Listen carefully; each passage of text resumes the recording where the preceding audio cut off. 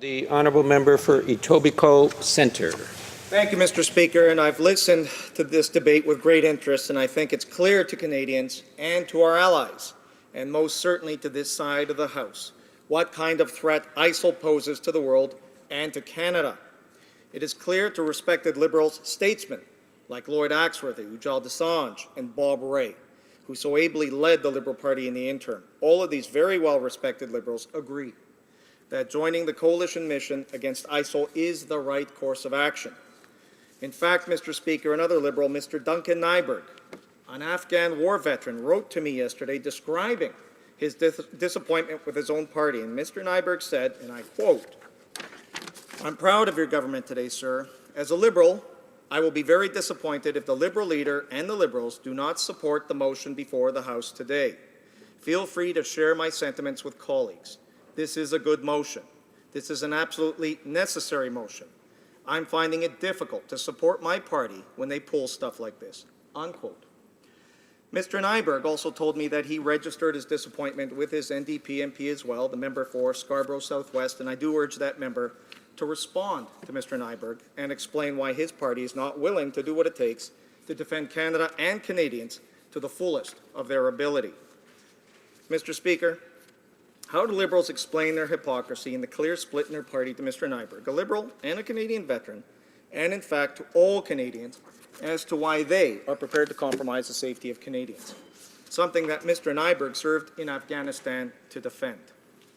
Instead, Mr. Speaker, the Liberal leader makes anatomical jokes about CF-18s which dishonor our people in uniform. And in fact, Mr. Speaker, I was speaking to some friends today who are still serving, and one in the RCAF, and they told me that CF-18 pilots are very upset with the Liberal leader's comments.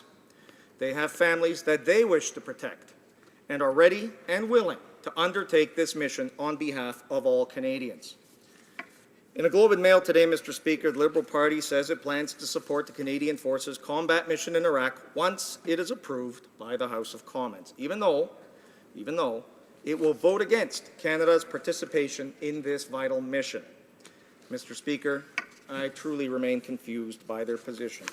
Their dithering is on a national scale, and it has all Canadians confounded by the Liberal and the NDP positions. Mr. Speaker, the member for Westmount Ville Marie is a military man, someone who I truly respect and admire.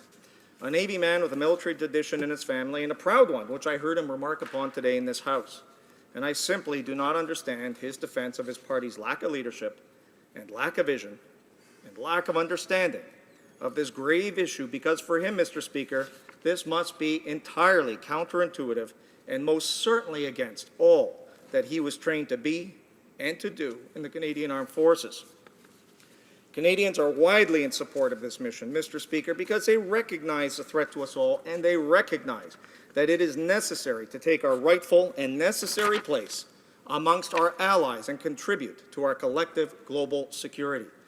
Mr. Speaker, Hillary Clinton recently said of ISIL, and I quote, "Military action is critical, in fact, I would say essential, to try to prevent their further advance and their holding of more territory, because by holding more territory, they gain both weapons and they gain revenue," unquote.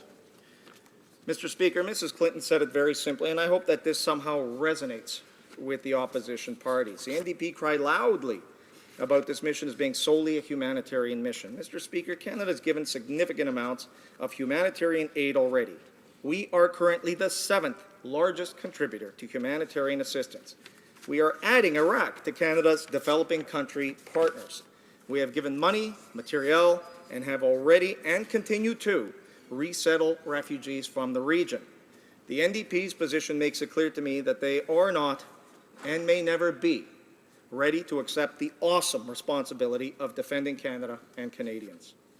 We have provided strategic airlift to other coalition partners so that they can deliver arms to Kurdish forces. Mr. Speaker, that is a humanitarian act. Stopping and killing ISIL prevents them from killing innocent people in the region for just being there. It stops them from raping and selling into slavery girls and women. It prevents them from committing mass atrocities and beheadings, which have all been very well documented.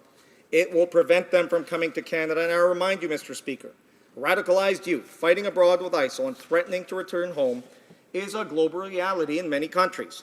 Approximately 130 Canadian youth have done so and, in my view, have forfeit their right to return and, where the law allows, to retain their citizenship. The opposition pointed out that this is not easy. They're right. It isn't. That's why we're debating this in Parliament. But, Mr. Speaker, it is clear, and this government has been clear, as to why we are going to war against ISIL terrorists. The case for participating in this coalition is because children have been beheaded. Children, Mr. Speaker. And as I've already mentioned, women have been raped and sold into slavery to depraved individuals. Absolutely depraved, Mr. Speaker, because who but depraved people buy slaves? And what has been the fate of these women and these girls to date? ISIL has killed en masse. They have beheaded journalists and humanitarian aid workers and others who have they have broadcast that to the world. They have said that they are coming here and advocate attacks on Canadians, Mr. Speaker. They have attempted to perpetrate genocide on whole groups of people. What more justification do the parties opposite want, Mr. Speaker? They speak a great deal of history, most recent, and generally out of context. But if it's history they want, Mr. Speaker, what about the policy of appeasement? What about hoping that this would all just sort itself out? Well, Mr. Speaker, appeasement is not an option. We cannot allow appeasement to lead to its inevitable tragedy. The answer to terror is not negotiation. There is simply no negotiation or any dialogue with terrorists, and it is foolish to think so. It is wrong, and this government will not appease terrorists and their tyranny. This government, Mr. Speaker, will always stand up for freedom, democracy, human rights, and the rule of law.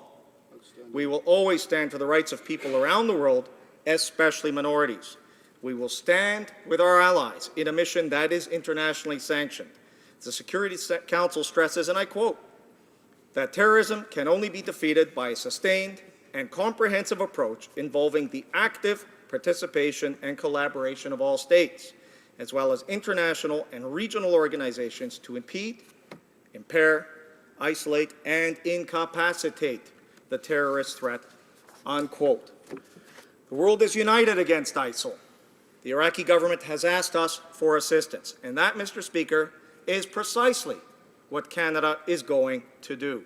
Mr. Speaker, this government and our Prime Minister will always do the right thing, and this nation, Canada, will stand up and be counted with our allies and fight to stop a global scourge, one that has no basis in religion, because no God would sanction what this enormous gang of killers has done and continues to do. Thank you, Mr. Speaker. Good job.